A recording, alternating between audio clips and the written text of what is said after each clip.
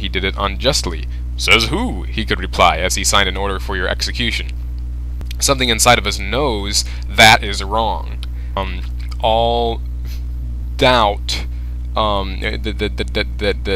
Good morning, Benjamin. I agree with your statement that all faith is sort of based on doubt, in the sense that it's true that we have to just choose something that we start as an assumption. You know, when in logic class, the statements that they give you start with a given this, then you can reason off of the given. But we all have to just start with a given that we can't prove, and we all do that in life. But I mean, the thing is that we just have to. I mean, you can't go around being like, well, I can't prove that I exist. Well, if you don't exist, you probably don't need to worry about anything. So you can just, given that I exist, and reason off of that. And you can live a perfectly sane life knowing that you can't prove your own existence. I do it every day.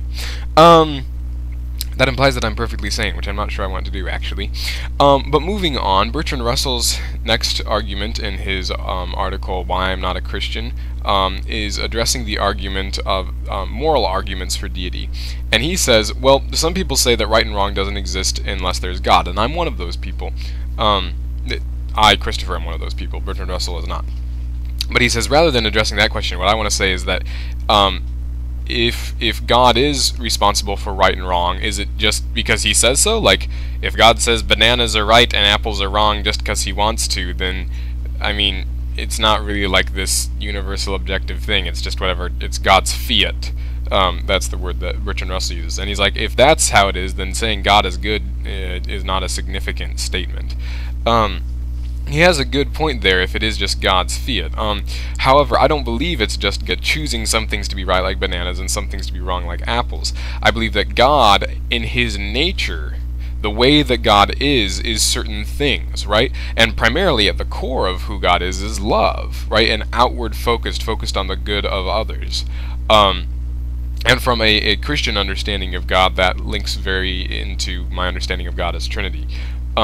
Links very into, there's a good way of talking. But anyways, so the way God is love. That's just how he is. And so he established a world in which there could be a community of things centered around living life the way that he lives life. So full of life, full of community, full of love, right? There's creation. That's how he created. Creation, when it expresses who God is good. So saying that God is good is simply the word good is actually drawn from God, not the other way around. Like when we in life have observed, like these things are good and these things are right and we should go for these things and these other things are bad, what we're doing is we're noticing the things that are in line with how God is, and we've given that names like goodness and holiness to try and describe it, right? So from that perspective, I think it makes total sense that right and wrong actually come from God, because they come from his character, they come from how he is, not just random choices that he made based on nothing, or preference or whatever.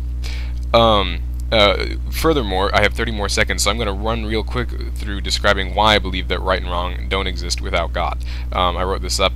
Sorry, I should be more professional than this, but I'm just going to read it.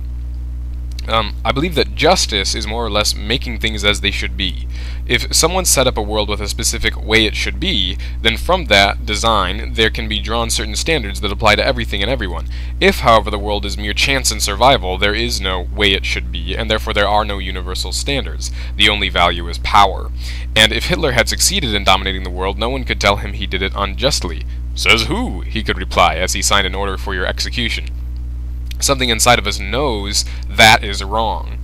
A few people like Kim Jong-il don't know that that is wrong. Kim Jong-il is an atheist with intellectual integrity. He does not pretend that right and wrong somehow exist outside of the designs of a god.